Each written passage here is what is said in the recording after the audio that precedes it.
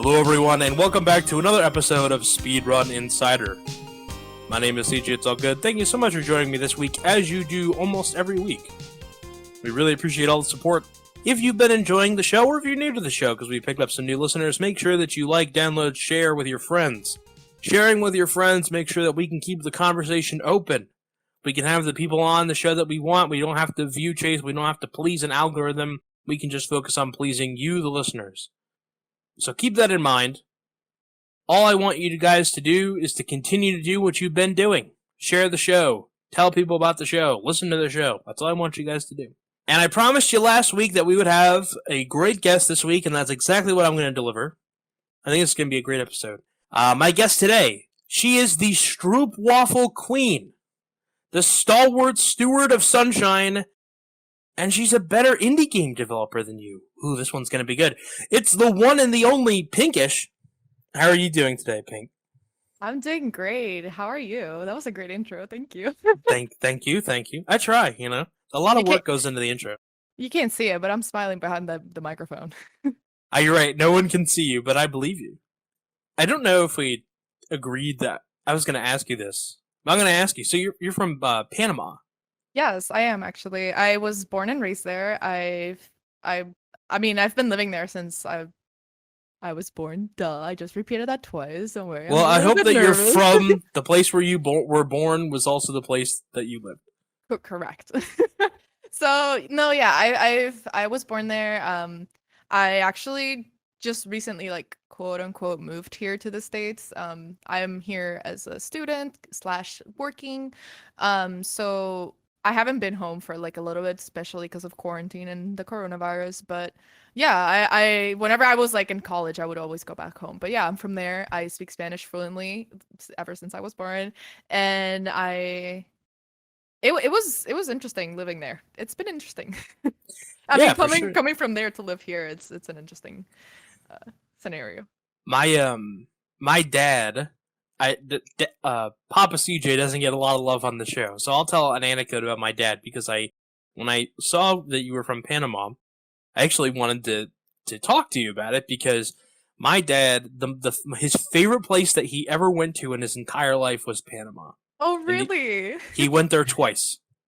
Oh, I mean, okay, I don't blame him for two reasons. Well, probably more than two, but I would say, I mean, Panama is like, it's so beautiful. It's an amazing place to, one, retire, and two, visit. Like, it's just beautiful. Like it's crazy because I mean, since I've lived there, I've gone to like these beautiful places, like the mountains and like the valleys and the beaches, like the islands. Like, they're all so pretty, and like there's so much wildlife and all that stuff that it's like, it's crazy to me thinking that I live literally in paradise.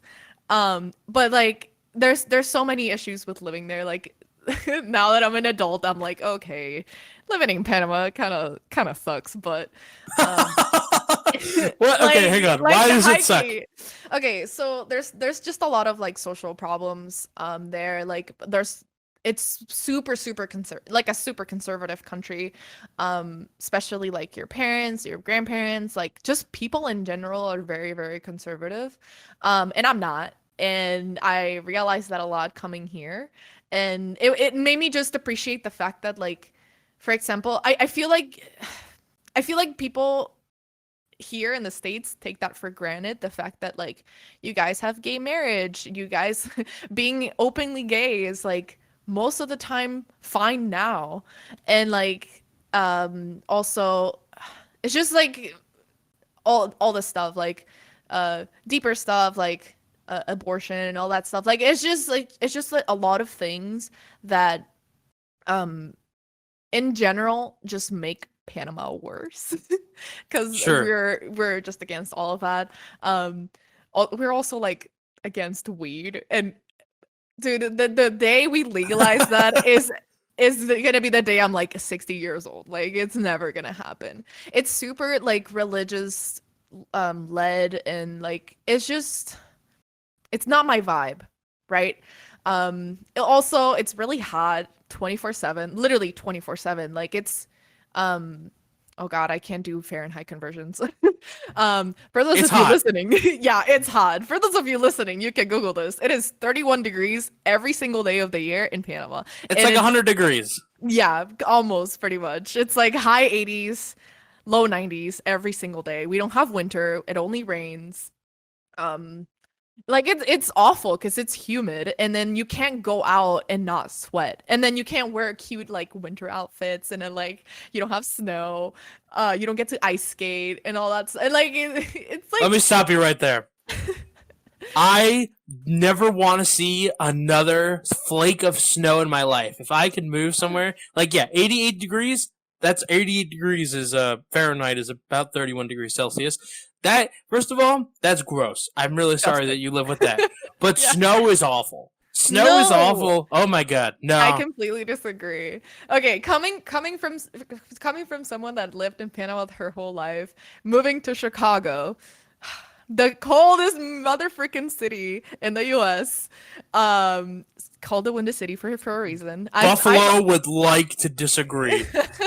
But Okay, go ahead. okay. Okay, so moving to Chicago, like I I have never been more in love with snow, and I've been here since 2016 January. And January 2016 was the worst winter I have ever experienced in my life, and it was the first one too. And I was like, I love this. This is great. I love when the wind just like makes me feel like it's burning my skin. You like that? Oh man, I love That's it. the worst part. I don't know. I feel like part of me is just because I took for granted the fact that like we don't have winter and we don't have that cold weather. That coming here, I was just like, I have to just enjoy it as much as I can. And every time it snows, I'm like, oh God, the slush and whatnot. But I'm still like, oh my God, snow, it's snowing. Every time I see snow outside of my window, I get excited. I get like a little kid. And I've been here for 5 years. So it's like, I don't get it. I don't think it's ever gonna die down. I want to get back to my dad's experiences in Panama, but I want to say really quickly, I work at a car dealership, and when it snows, it means I have to clean the snow not off just on my car, not just off of my people in my household's car. No, I have to clean off the snow of like 500 new cars. Oh my It's the God. worst. It's objectively awful. We had 2 feet of snow here recently, and it was up over. I'm 6 feet tall. It was up over my waist. I felt like I was like Pee Wee Herman. I like couldn't pull my Oh my pants up any God. farther. The drifts Funny. between the cars were awful. Anyway, Yeah, I've heard that like driving a car, like owning a car in a winter place is not very fun. But I don't have that problem because I use the transit and I will probably never own a car if I stay here in Chicago. So that's probably fair. yeah. So my dad did things like he always like he went because someone that he worked with was from Panama, and she had Ooh. moved to like Podunk, upstate New York for whatever reason. He loved it. He loved it so much he spent like 2 of the last like 5 years he was alive. He spent a month there. That's I, that's really that's crazy. Like, because Panama's such a small country that you don't really get to meet people who have been there or have family there. So for me, it's like really cool that your dad has like loved it and has been there. And like, yeah, he do, had do you he know? took Oh, sorry. Go ahead. he brought with him a bag. One of his bags he brought with him. He brought like bags of disposable Kodak cameras. This was like before like digital cameras were a big thing, and he took hundreds of photos. He took so many photos. He took photos of like animals. He took photos. He took a lot of photos of the damn canal. He took a lot of photos of the canal. Surprised. He was really into it. He was super into it. He got off of like he found someone who's like, hey, you want to take pictures of the canal that other people don't take pictures of? He's like, yes. I'm like, it's a fucking canal. Like, Thank you. Okay, like okay, coming from someone that's from there, and if there's any like Panamanian watchers or listeners, please don't hate me. I'm a Panamanian. Like we all know that the canal is pretty boring. Like it's really cool. Like in theory, it's really cool, but whenever I have friends telling me like, "Oh my God, I want to visit the canal and I want to ride it." I'm like, "Girl, no, that is so boring." it's one of I those things. It's one of those things like we have a bunch of really, really old churches in my town, right? And every time that I pass one, I look at it and I'm like, that's like a 400-year-old church, right? It's like from the 1600s. It's like crazy. Back before the country existed, this church was here. All right, now I'm gonna go to the Dunkin' Donuts next to it. Right? Yeah. It's just like in the way now. It's like it's like cool when you're doing the foot tour. Yeah. And you're like, oh, did you know that 200 Americans would dig the canal with shovels? I'm like, oh, that is kind of cool. Yeah, it's a fucking canal, dude. Yeah. It's like cool, but yeah, it's like it's concrete in the dirt. And water, that's pretty much it. That's the only thing. And like mostly people want to just watch how the boat goes up and down because like the water fills up and then the water like drains and whatnot. Which is like I get it. It's cool, but it takes one really long time and two, it's just really boring. So like every time I have people say like I want to visit Panama and see the canal, I'm like, no, I will not take you there. There are more amazing places to go to than the canal. Like, trust me.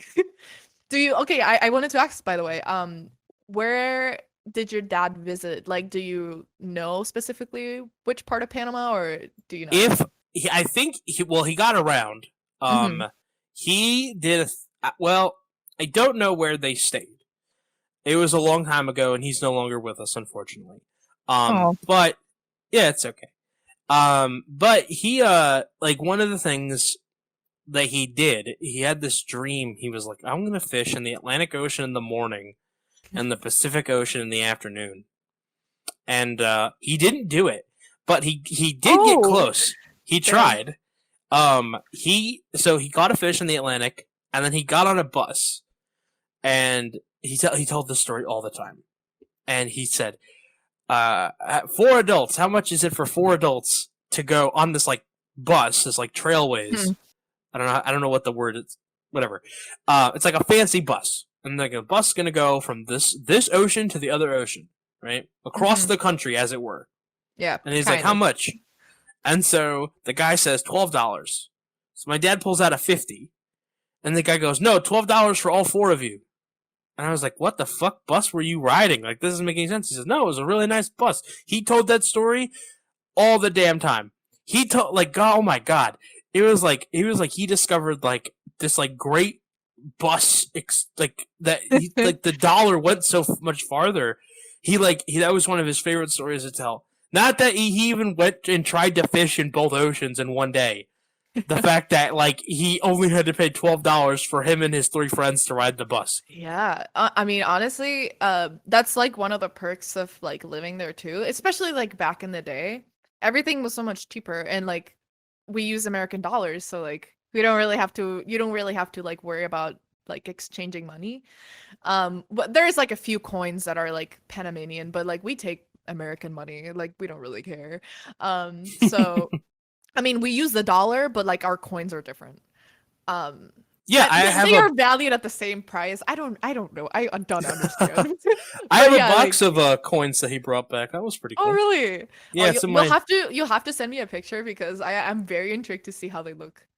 Hang on, actually, let me see if I have it still. Okay. Let me see. So yeah, he always collected like this weird currency, anywhere that he would get money, he would always keep it. That's like something I would do. I find money really, really interesting, like money from other countries and all that stuff. Like I find that quite intriguing. Let me see. This might be Italian. If it says Balboa, then it's Panamanian. It says Repubblica Italiana, so that's definitely Italy. I'm actually gonna check if I have any coins in here though. I probably do. You know what's funny? Because usually coins, I don't really have troubles with like using coins from Panama in here in the States, but there have been times where the 5-cent coin does not work on like vending machines for me. And I don't know why. And I'm like, bro, they're the same coin. Like, why don't they work? This is a halfpenny. There's a bunch of like silver dollars in here and stuff. Fucking told you about him. This is a Jose Cuervo coin. Nice. I got an Alabama coin. No, I don't have any Panamanian coins. It's a Philadelphia dollar. I think this is it here. Hang on.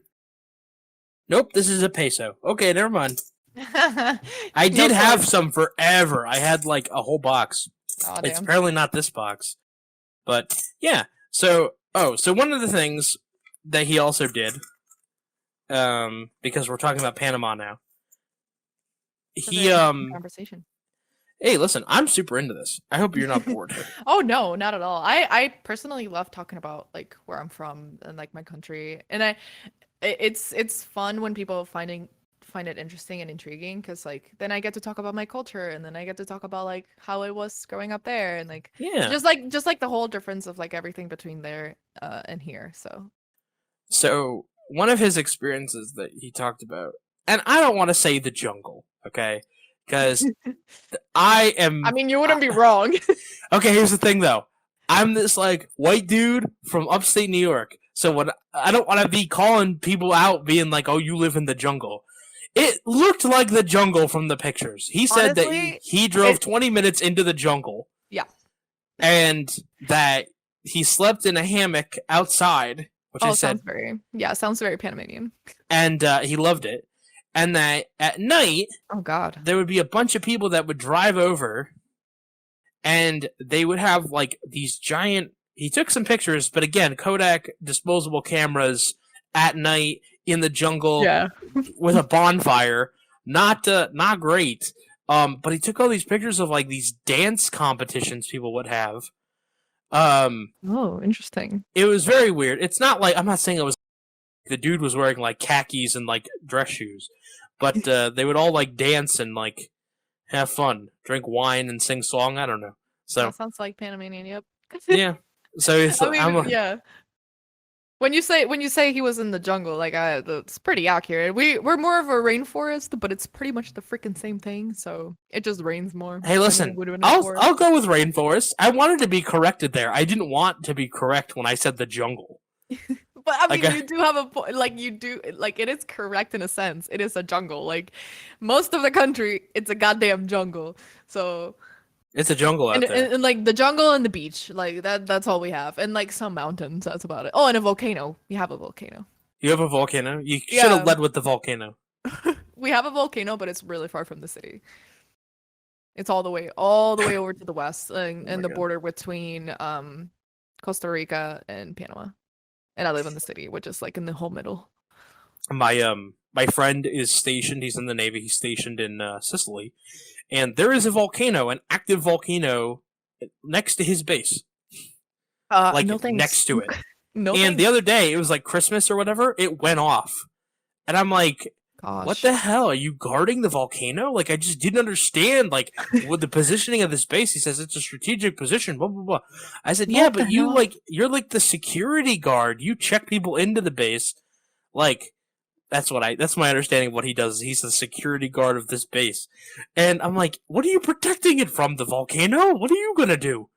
You gonna shoot the lava? I don't know. I just had no idea what the hell a guy with a gun is supposed to do against a volcano. That sounds like such an American thing, and don't get me wrong. Like just I'm gonna shoot the lava. No, that sounds 100% like an American thing to do. That sounds so much like an American thing. Like it sounds such an American thing to build a base next to a volcano. Like that just sounds like someone got off a boat and was like, "Here's good." It's like, "But sir, the volcano, yes. Right here is good." Yeah. If we die, we die. That's the part of the job. Oh god. Oh. America! Fuck yeah! Amazing movie, by the way. Oh my god. There's no way that whenever I say America, I don't say fuck yeah after it. That Team America War Police is one of the most amazing movies that has ever been created. If you're listening and you have not seen it, please do yourself a favor and watch Team America War Police. Not sponsored. This is correct.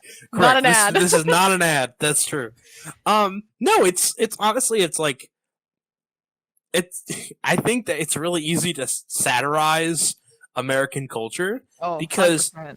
It's like, but it's weird because it's like the truth is actually that crazy. Like I find like actual, just like straight truth is ridiculous. So when you satirize it, it's like to the point where I'm like, I actually believe that could be a thing. there was an episode. I don't know if you've ever seen Parks and Rec, No. but where they talk about the size of the cups, and it's like, oh, this is the size of the cups at Paunchburger. This is a 512-ounce cup. We call it the baby. Or God. the kid size. It's like, oh, you expect a child to drink a 512-ounce cup? No, this is roughly the size of like a blended baby. This, I was like, Jesus. Oh my God. It's like, but it looks like an industrial tub. Like it doesn't look like a my cup. That's so awful, dude. Dude, I just find all that stuff so funny. Like how, just in general, how memed America is. No, America steered into the skid for sure. That's so funny.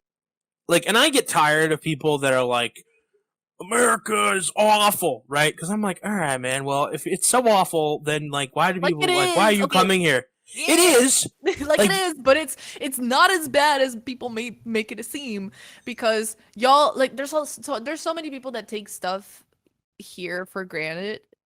And it's just crazy for me to think and see, because I mean, of course I come from another country and another upbringing and another culture. So whenever I come here, I'm like, y'all really be taking like all this stuff so much for granted. Like, Yeah, it's I crazy to me. I think that one of the things that gets But I get it lost. though. I think one of the things that gets lost, and this is like the one defense I'll offer for my fellow Americans. The thing that I'll offer is that it's really 50 different little states. It's 50 Yeah. little countries that Yeah. are like bound to this national grid, right? So like life in New York and life in Alabama are very different, Yeah, and I don't like defending the action. Like I can't defend the actions of like the Ku Klux Klan. Yeah. The No, fact that the fact that there's like Confederate flags in New York when the Confederacy never got past DC, like it bothers me on like a deep level. so like that's what I mean when I say, like, I understand that people are like, they say like, oh my God, America sucks and all that stuff. Like, I get it, because if I was from here, I would also want better than what we already have. It's like wanting the bare minimum, and just wanting to, asking for more, right? And like, currently what you guys have is the bare minimum. But then, and it's fair for you guys to in a way take it for granted, because it is like, you should, like, it is the bare minimum. Like, you should be getting more than what you are getting right now, in so many ways. Like in gosh, in like, not to get political, but like in Medicare and like in all that stuff. Like, and it's funny because I am not even like politically involved in my own country that much, as I like to be. I am more politically involved in this country where I cannot even vote. But I find it so interesting. I do want to. I want to get into the speedrunning stuff. This is a speedrunning show, lest the conversation about speedrunning break out. But I want to So many end with tangents. I went to. Oh, this is perfect. I don't care. I went to the store the other day, and I went. It's like Sam's Club is like a big box store, but like it's not. It's like it's Walmart's big box store. So it's like, oh, you can get like you can get a huge container of cheese puffs, but you can only get the big size, right? So I had to go buy a It's like chair. the dream.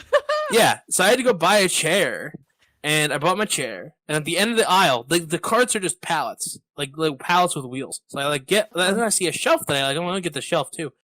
And then I'm like, I'm gonna get like a case of Diet Coke, which was like, and they didn't have cans. I was expecting like 12 cans. No, it was like 24 full size bottles. Oh my God.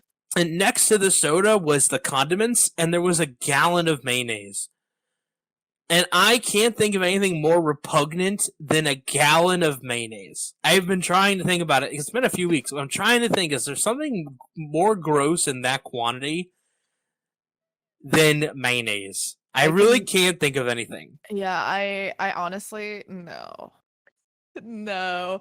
I'm not a fan of mayonnaise. I would rather not have any of it anywhere near my food. So that is really disgusting. I don't know who would eat that much mayonnaise.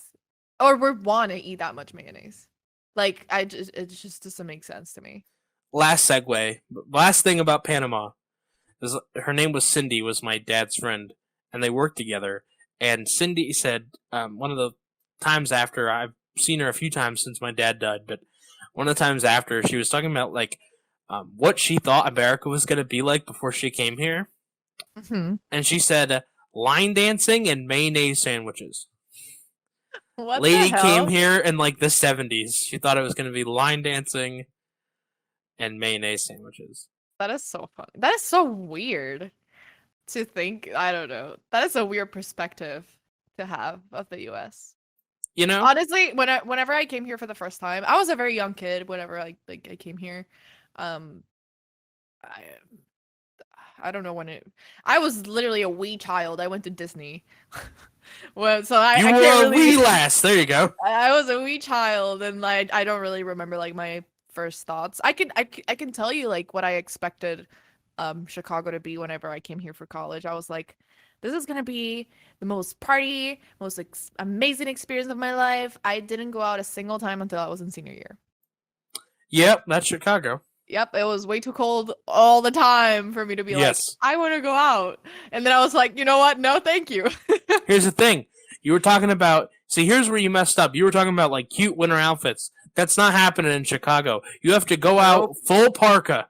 If Yep. you're gonna go out to the club, first of Okay, all, wait. Okay, no. I'm gonna say I have definitely gotten used to like the cold. So I can now like it is probably like 30 30 something, 30 to 40 degrees here. And I just go out in like a little legging, like a little like sweater, and I'm fine. yeah. I mean, listen, I go to work every day in a short sleeve shirt. It's 30 degrees here. You know, Yeah. like I get it. Um, You get used to it. yeah, it's a thing. But like in the winter, nah, that can't stop you. There, if it It's weren't for already the COVID, winter. I know. If it weren't for COVID, the clubs would be packed. You got the UGG boots and you got the earmuffs, and they'd be out there. Yeah, true. The dudes would be freezing their fucking ass off. I don't know why. I remember when I was in college, the thing was you always wore a polo and you wore dark wash jeans and white shoes. That was like the club look, and you couldn't wear fitteds. They would my check God. your fitted hats at the door. So you'd show up and they're fitted, and they take your hat, and then it's like, okay, well, why would we wear the hat? You know? Yeah. Okay. Now we're gonna talk about speedrunning. Speedrunning. That's fun. Yeah, what is this? What is speedrunning? When you speed and you run. It's when you go fast. Brr. When you go fast. So you pedal your arms and then you go like Sonic. Speedrun go brr. Oh, brr. Skirt. Leave all that in. Oh god. No, that's funny. That's funny. Little yachty. Talk to me about what games you played when you were a wee lass. Oh, that's a very good question. The very first game I remember playing is Kirby 64 in the N64. Okay. I was born in 96. I'm a wee 24-year-old lad or lass. I don't freaking know. You can be a Whatever. lad, that's fine. I'm a lad. Okay, I'm part of the boys. God. I kind of am. I grew up with like cousins and like all of them were. This is why I'm a gamer because all of my cousins were gamers and that's all they did. But yeah, the first console I played was the N64 and it was Kirby 64 and I actually wanted to speedrun Kirby 64 first, but then I realized that the game is really freaking boring. So I was like, no. So It's really boring. It's not like I know a bunch of people that speedrun that game. Man, Yeah. I've watched so many runs. It's a Yeah. rough speedrun. It's pretty Yeah. rough. So I was like, no, I don't really want to speedrun something that I find boring. But when I was a kid, I loved that game, and it's like I one day want to like replay it again, like probably like in 5 years when I still don't remember anything of it. So, but yeah, like the first console that I played games in was the N64, Kirby 64. Then I played a heck ton of Pokemon Stadium, and that's when I got hooked into Pokemon.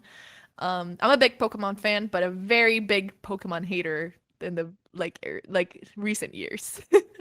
I do not like the most recent games, but No, yeah, they're then not good. Well, no, they're too no. tutorial heavy. Yeah, it's they're more kid friendly, so it's like I get it, but it's not my vibe, so I just don't enjoy them, don't play them anymore. I don't play Pokemon anymore, but if I had to put a number of hours in the game that I've played the most, it's probably gonna be Pokemon. I probably play like 10,000, maybe like 15,000 hours of like Pokemon That's a in lot my of child. Pokemon. Oh yeah, that's I would literally wake up, turn on my DS, play Pokemon all day, and then go to bed.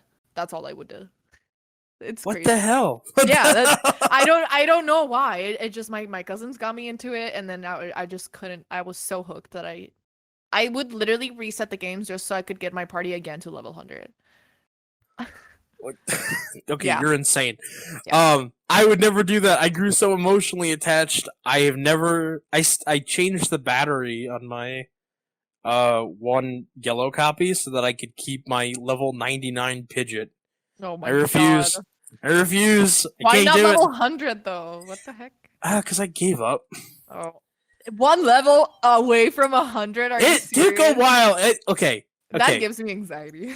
I beat the Elite Four, and I had a level 99 Pidgeot, and I had a level 75 Pikachu. And Fun. that's not a great comp to No. beat the Elite Four. No. It's pretty bad, Yeah. right? Because at some point you're like using Gust on ghosts, and like not good, right? Yeah. But I don't know. Then when it was done, I was like, okay, I'm level 99. Woo! All right. I guess I'm the game's over now, right? So I never got that last level. That irks me. Even okay, I don't know if you've ever heard of the game Pokemon XD, Guild of Darkness. I That have. that is my favorite Pokemon game because it Oh, was you're one of 3D and it those. was it was in the GameCube and I played it so much that I got my two. I don't know if you remember, but the battles were usually in doubles. They were double battles, all of Yep. them. Um, and I got my two double Pokemon, like my Frown Pokemon to level 100 in that game because I just loved it so much that I would just play it all That's the time. commitment. Yeah, no, I would commit all the time. That's not me anymore. That's child me. At this point, I'm like, oh my God, leveling stuff up. I don't even wanna.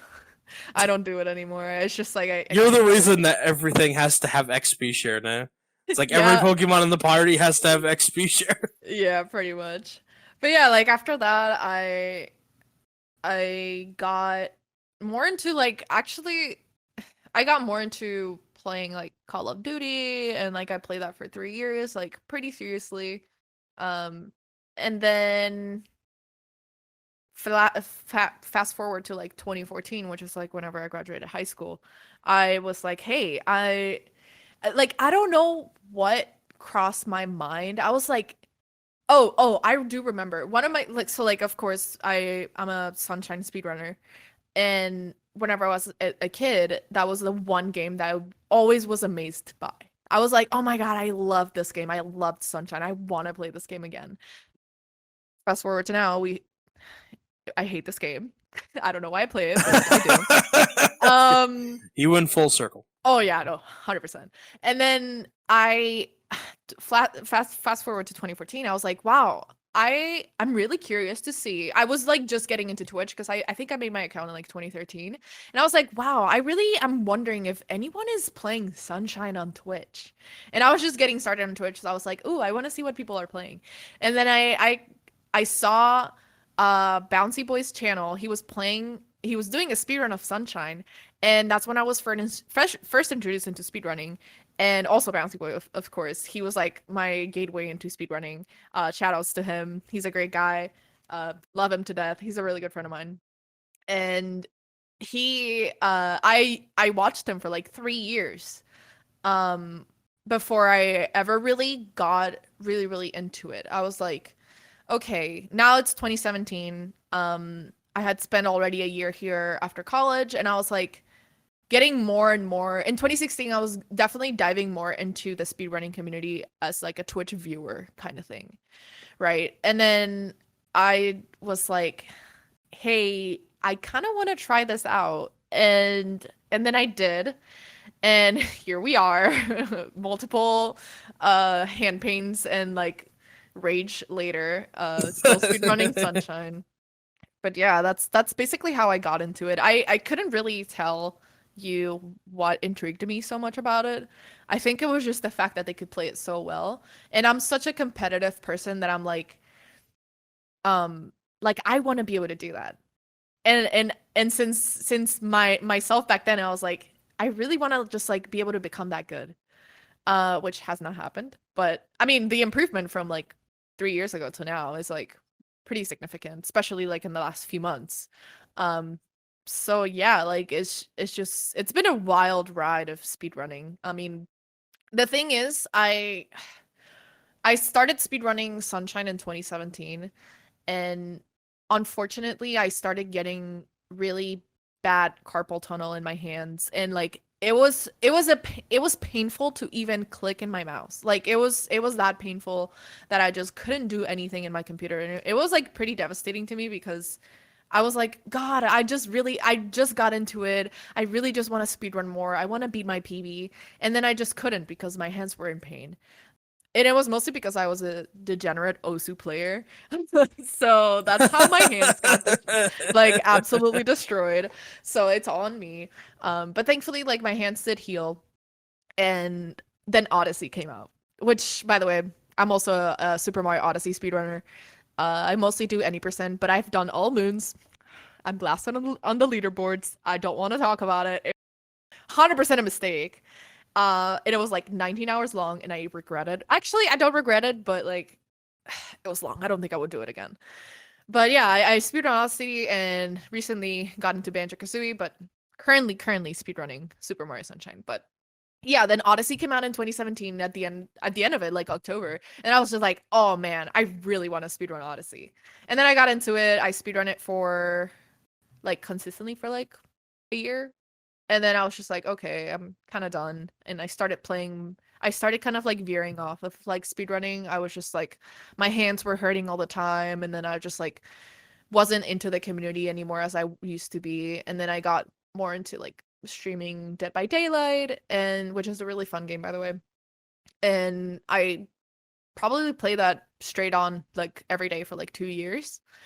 And it wasn't until pretty much last year, 2020, in like September, I would say, probably August, that I was just like, I want to get back into speedrunning and I'm gonna get back into it like full on.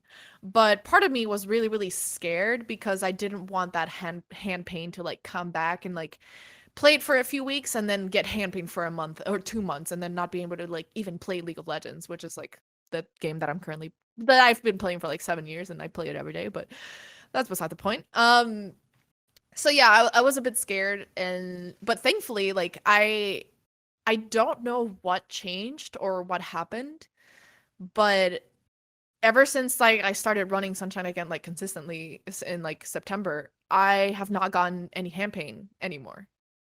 And which is really, really encouraging because that means I can like grind the heck out of like Sunshine and then just not have any hand that like the repercussions of it. Right. Right. So it's been really, really nice like getting all the PBs. I recently just got like my major PB, which I believe 3 years ago I had my 136. I had a 1 hour 36 time. And I was just like, you know what? I really want to get a sub 130 and then become part of the 120 club. And I did it. I recently just got a 129, and which can be bettered so much bettered. Like I could probably get like a 127, 126.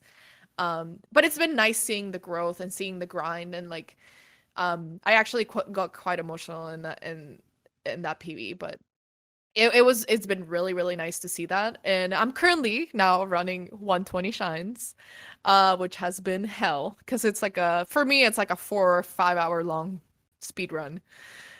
And unfortunately it has been starting to hurt my hands a little bit, which is why I have been taking a little bit of a break from it. But yeah, that's the category I'm running right now. It's interesting to hear you talk about the hand pain. I earlier this year, I think like August, I started feeling like some serious hand pain, and I'm not like a big. I don't play as much as I used to by like a mile. Yeah. I usually spend my time working, so I work 40 hours and then I come home and do 40 hours of speed docs stuff. Yeah. So it keeps me busy, and then we do extra stuff, obviously. But Yeah. For sure. my hands were really hurting me, and I was like, well, I can't not use my hands. I work at a computer all day. I come home, I work on a computer, even if I'm not working, even if I was like, okay, I'm not going to work. All my hobbies are on the computer. Like, what am I going to do? I guess I'm just going to watch Netflix. So I tried the braces, I tried the gloves, I tried the splint thing, I tried sleeping in the brace. I got like a sleeping brace, which was like a freaking mitten. It was awful. Yeah. And none of it worked. And then finally, I got, and I'm going to recommend this. This is not an ad. I'm not sponsored. Not sponsored. I got this, like, it feels like a bath mat, like you would have in your bathroom. It's like microfiber, and it's just this little palm rest that just goes on my desk in front of my keyboard. And that was the game changer for me. Just like not resting it on a hard surface. Yeah. And I have one at work and I have one at home, and I have not had any hand pain since. That's really cool. See, like for me, my hand pain, like when it began, I was like really, really concerned because like, I mean, I'm a 3D artist. I have to work on my computer. I game in my computer. I work in my computer. I do everything in my computer. So to me, it was like, it was a bit scary, not gonna lie. It was a very, very couple hard months in 2017 when I got like that really, really bad like segment of hand pain. It was probably like 2 months where I like it would just bother me to use my mouse. Like it was that bad. And I was very concerned because like what about my career? What about like what I wanted to do as a passion? And then like it for me, I got recommendations from a lot of people. They were like, yeah, buy this like hand brace, or like it was like a lycra thing with like a little metal bar in the middle. It was like weird. I had it for years. I threw it away because long story short, I left it in a bag full of like vodka shrimp pasta, and then gross. It smelled horrible. So I was like, I need to throw this out. But actually, that actually did help with my hand pain a lot because it was pretty tight and it would keep my The vodka shrimp or the thing? The thing. It helped me a lot. The brace helped me a lot. Also the vodka, but like, we don't talk about that's another conversation. So no, that helped me a lot because it was like very tight and it would help me it would keep my hands straight. So I wouldn't like bend my wrist all the time, that's where my hand pain would go towards. So over the years, that's probably what helped it a lot. But honestly, I think it was the fact that I started working out, like lifting weights, that eventually my hand pain just stopped. And which just sounds weird, because it's like all the stuff, and like I would take pain meds all the time, and like I would put icy hot, I would ice my hands, put the brace, and then I started working out and it just all went away. So I don't know if it was the brace combination with like the working out and all that's like just strengthening my like arms in general that helped it, but I was really glad that I like did that. So if anyone is out there that has hand pain, try lifting weights. It might actually help because I felt like my wrists were pretty weak. So maybe that's probably a reason why they got so much stronger. Yeah. It's one of those weird things where pain is so hard to give advice on. Yeah. Because everybody sure. handles it differently. Yeah. Like I'll never forget, like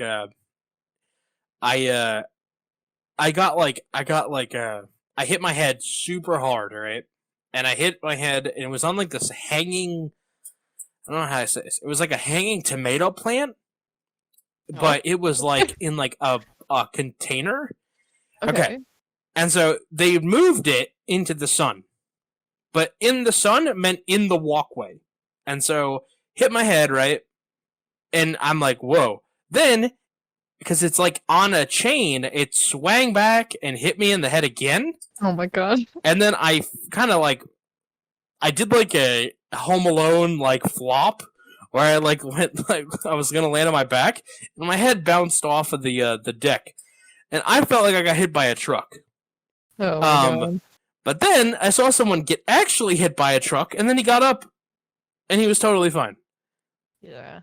Yeah, that Pain is anecdote very really didn't go subjective. anywhere. But yeah, pain Well, is very well, subjective. that's where the anecdote was going for. Is pain is very subjective, and you're absolutely right. Like some things might work for others, and it might not work for the rest. You know, like I don't know. Hand pain is it's awful because kind of like what you said, you use your hands for everything. Especially like I mean, you're a journalist. You have to probably type in your keyboard all the time.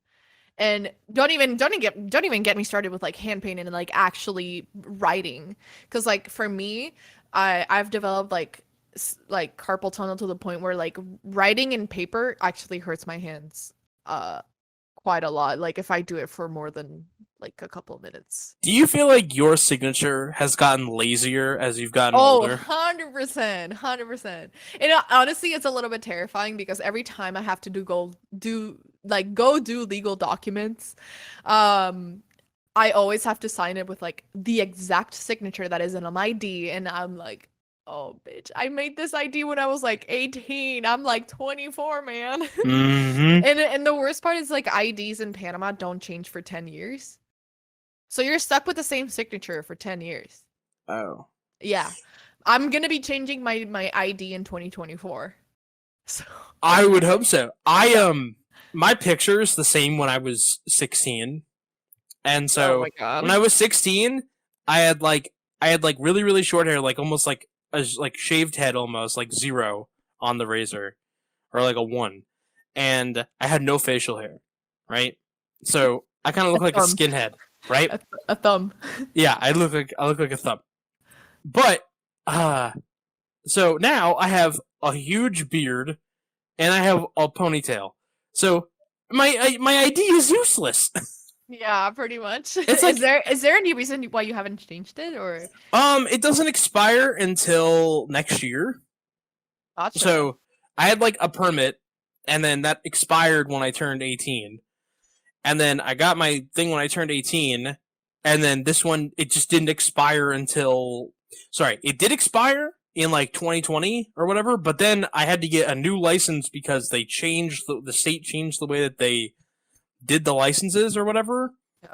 Like my license wasn't like good enough to fly on a plane or something, so I had to get a new one, so it just got re-updated. But yeah. Same picture?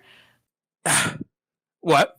With the same picture. With the same picture from when I'm 16. That's funny. I'll send you the picture afterwards. I look like I escaped from like a Russian gulag.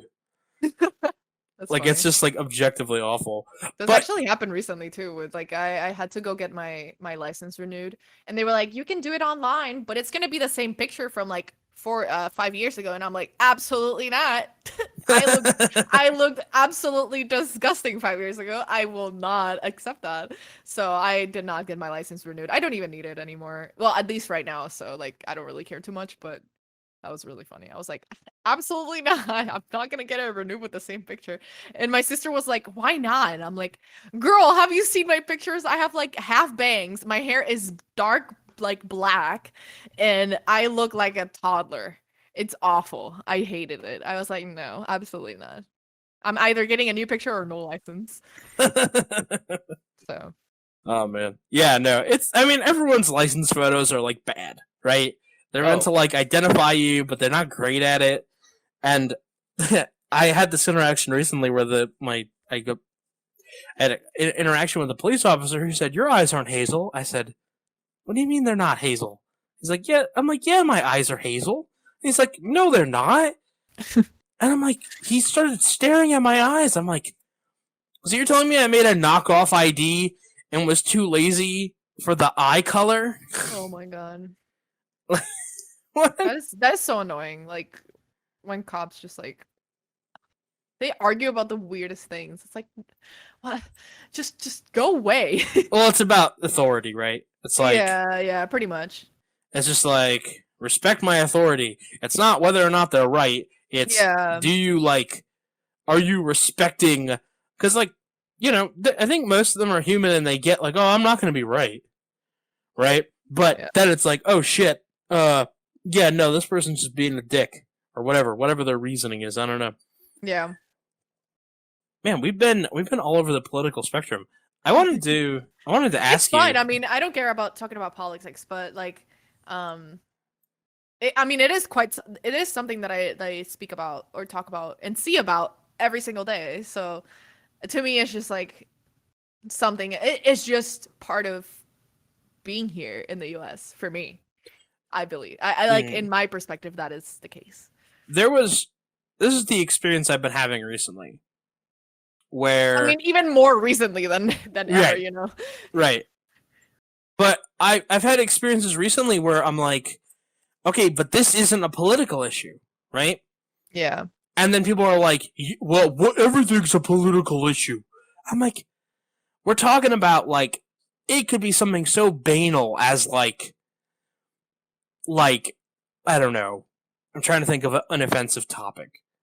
Like, my town has been getting rid of stoplights and changing them for stop signs.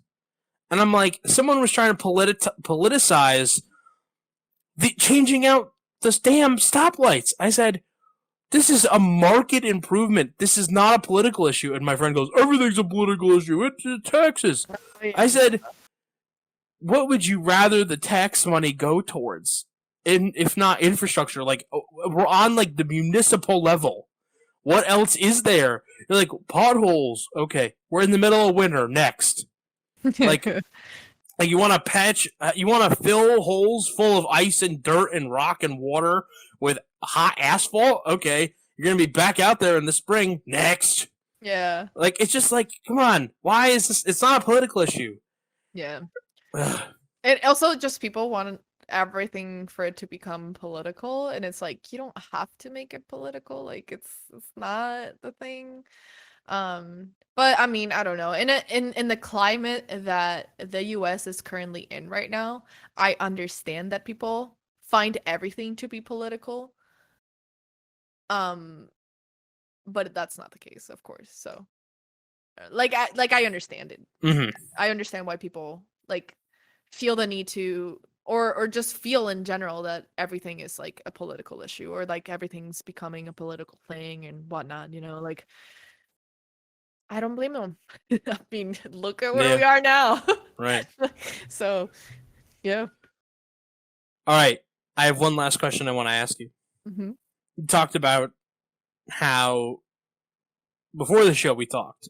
And one of the things you talked about before the show is that you work as a game developer, right? Ew. And I was hoping you'd talk a little bit about that because I have a question for you after you talk about it a little bit. Okay, cool. So yeah, I actually went to school for game development where kind of like I graduated with a degree of in-game art. And basically, I am a 3D artist, mostly and mainly an environment artist. And I'm currently working in a very, very small indie company in New Jersey. Well, remotely, of course, because I'm in Chicago, but um, we are a very, very small indie company. It's basically an internship, and it's really cool. I would rather not like name it and all that stuff, No, you're fine. but yeah, it's like an indie company. We're working a really cool game, and I can't wait for it to come out. But honestly, I've always been an artsy person. Whenever when I was in senior year of high school, I was like, I have absolutely no fucking clue what I want to do for a living. I don't know. And I was just like, I'm just gonna do medicine, because I was good in biology and chemistry and science in general.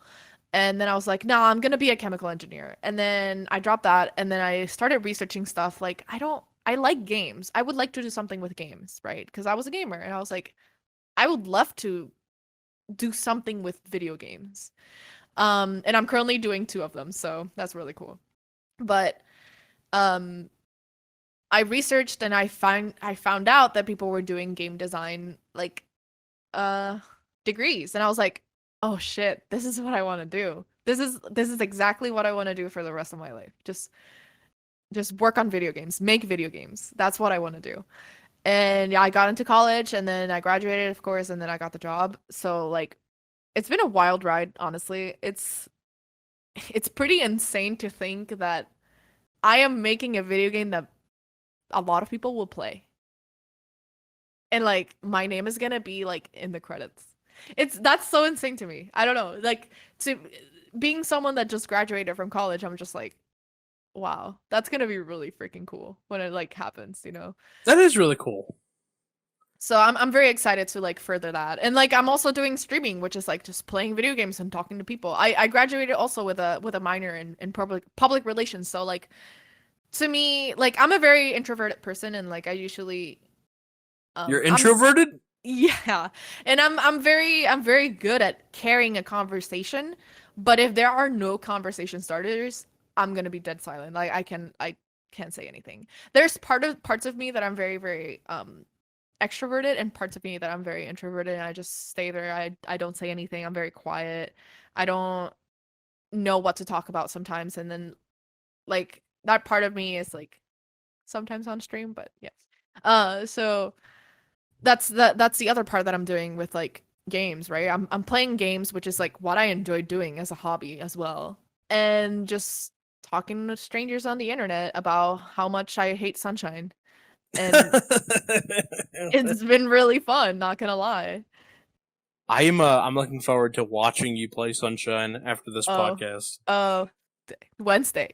Wednesday? All right, Yeah, Wednesday. It's Wednesday, my dudes. All right. it's Wednesday, my dudes.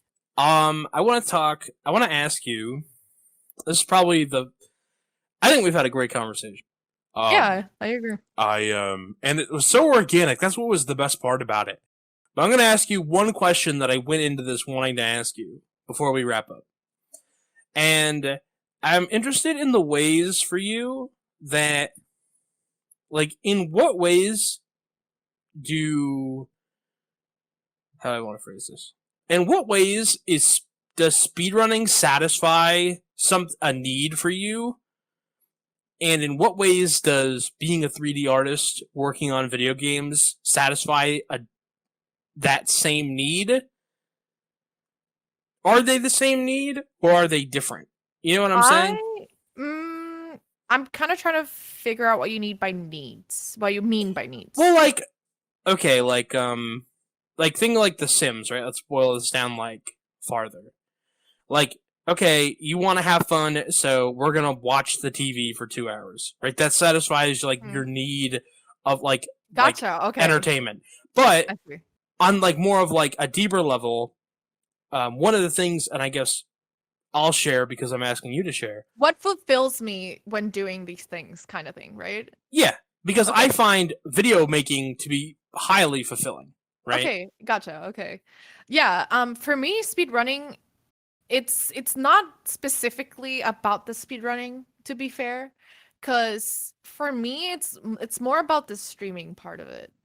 I think like because I don't think I will ever find myself playing or speedrunning um outside of stream. Like maybe like a practice day or two, but like for me it's more of like the fact that people can watch me and get hyped with me or watch me fail. I think that part of it fulfills something in me that just makes me feel happy that I'm like that I'm sharing this with someone else or some other people. Like even if it's like a random person on stream that I have never seen and like they're the only there watching, like as long as they're enjoying it and they're watching with me and they're going through this quote unquote journey with me, it just makes me happy in that sense. And I would say for 3D and in making video games and making 3D art and all that stuff, I've always been an artsy person. I have always wanted to do something with art, but also with video games. So for me, it's mostly like I get to I express You myself. went right for I it. just like yeah. Yeah, no, I'm not that type of person. I'm not like, oh my God, I'm gonna express my feelings through my art. No, I'm not that at all. For me, like for me, modeling and well, modeling as in 3D modeling, modeling and like just making textures and all that stuff. It's for me, it's like creating something that I had in my head and that I think is really cool. I mean, there's obviously gonna be times where I'm like, okay, this is kind of trash. I don't want to like work on it anymore. But like, as long as I'm building something that looks cool, like it's gonna be put in a game, or even if it's not gonna be put in a game, something that I can be proud of, that for me is like fulfilling enough. And like, this is something that I always tell people and just in general myself that ask me like, so where do you want to work? Like, what's your dream company? And like, what do you want to do? Like, what's your favorite type of game to make? And I'm like, honestly, I don't have like a dream company. I do have a favorite type of game that I would want to make, and it's horror. But for me, it's like I don't really care where I work as long as it's like one, fun, and two, I'm getting that fulfillment of I'm doing something that I enjoy every day, and I'm doing even if it's not every day that I'm doing like a task that I enjoy. Even like it's just the fact that I will be working with really cool people, and as long as I'm learning something new every day and like furthering my art and furthering my like 3D sculpting or 3D modeling, I'm happy with that. I don't really care if I'm making a game that three people are going to play. Like I would rather work on that than not work on anything, right? So for me, it's more of like the people I'm working with, than it is, and the people I'm working with and making games than it is about the art, I guess itself, if that makes sense. I guess that went pretty deep into like what fulfills me No, as it a was person, good. but yeah. No, it was great. Yeah. I would say that those are the things that like definitely make me feel more like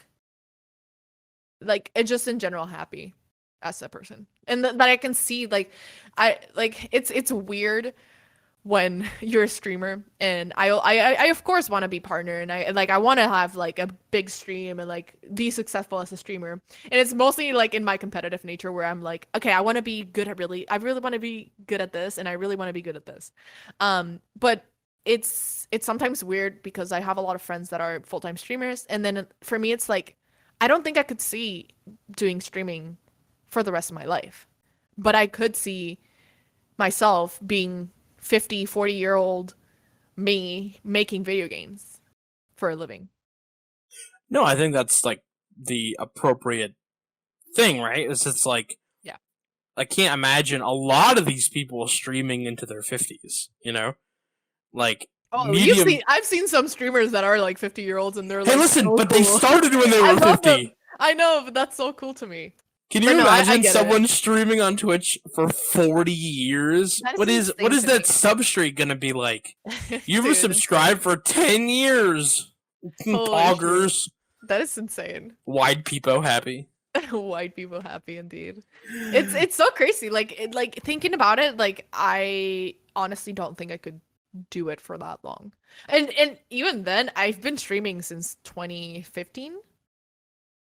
And I've been streaming like a variety of like different games, but and it hasn't gone old for me, and it's been 5 years. So, I mean, I guess I never know, but it's not something that I guess it's just too unstable for me.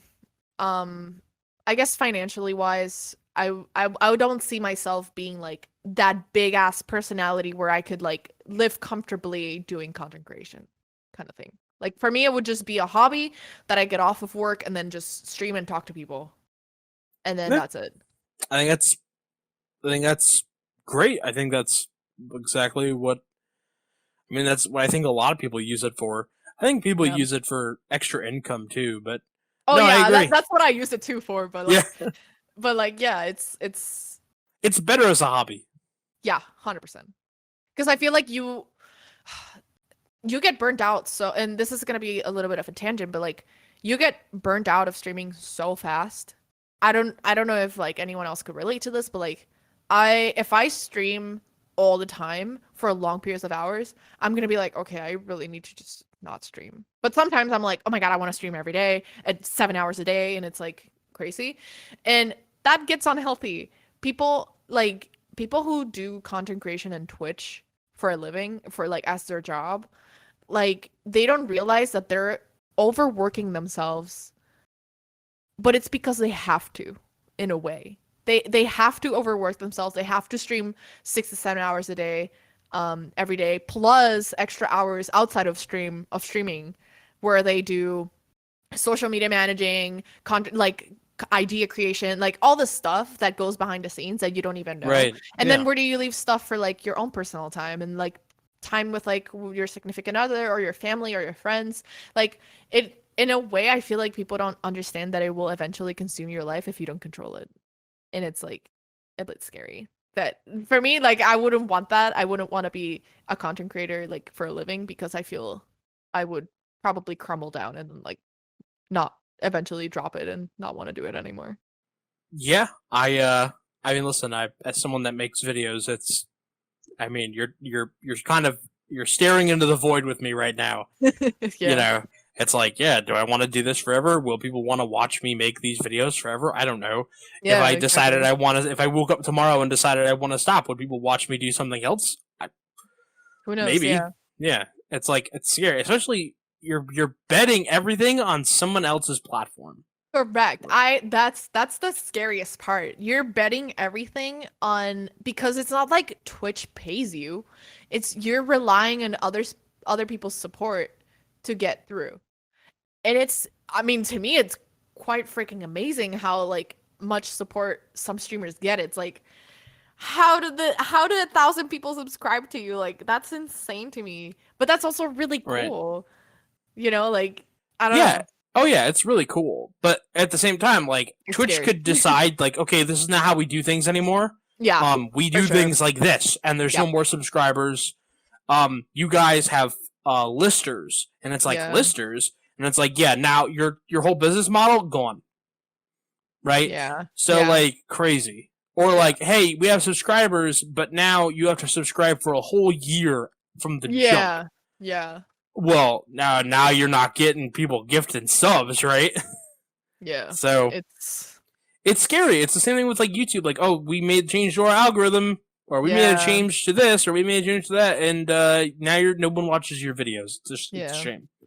I've I haven't myself dived into it, but like I knew someone who was like very much into YouTube and like I still know someone who's very much into YouTube and it's like it's insane how much like a small little thing can like frick up your entire video and like it doesn't get pushed to like the good algorithm and like nobody watches it and like it's crazy how just any small thing can like make your video just not get as many views as your last one. It's bad. From before I started making videos, my view on it was, oh well, if there's no one watching it, then that means that people didn't want to watch it. But then I'm like, wait a minute, there's a whole bunch of people telling me that they didn't know I made a new video, and I'm like, it's not for lack of Yeah. effort. So, Yeah. well, hey, listen, I think we have to wrap up, but I wanted to thank you for your time. This has been a great conversation. You are welcome back anytime. I'm gonna plug your stuff really quick. You can follow my guest today. She is on Twitter, and her handle is at Pinkish is taken. I'm guessing the handle Pinkish was taken, Yep. and maybe that is not an allusion to you being in some sort of relationship. Yes. So the handle was taken. Yeah, the handle was taken. You can watch her stream Monday, Wednesday, and Friday on Twitch. That's twitch.tv/Pinkish. And if you want to see her many, many speedruns, you can go to speedrun.com/user/Pinkish. I do recommend checking out, if you're not going to watch the whole thing, at least the ending of the any% run, because I think your pop-off is really cool. Yes. And I watched it while we were talking earlier. I saw it. It was on your Twitter, so I watched it. My PB run was pretty poggers, if I say so myself. It was insane, and I got emotional. So everyone was like, "Oh my god, GG!" And I got a raid like 2 minutes before I was gonna like defeat Bowser, and I was like literally shaking. I was like, "Oh my god, a raid! Oh my god, I'm gonna fuck up! Oh my god, I'm not gonna PB, and I'm gonna throw this like every time I do." And then I did, and I was like, "Oh my god." PB. finally, the sub 130 that I really wanted. Finally, the sub 130 that you so richly deserve. Thank you. Yes. And yeah, so thank you, everybody. Thank you, Pinkish, for being on the show. It was a pleasure. Thank you, everybody, for listening each and every week. Keep doing the things that you're doing so we can keep the conversation open, free, and interviewing cool and interesting people. And that's all for this week. Tune in next week. We have another great episode. I think we are continuing our foyer into women in speedrunning.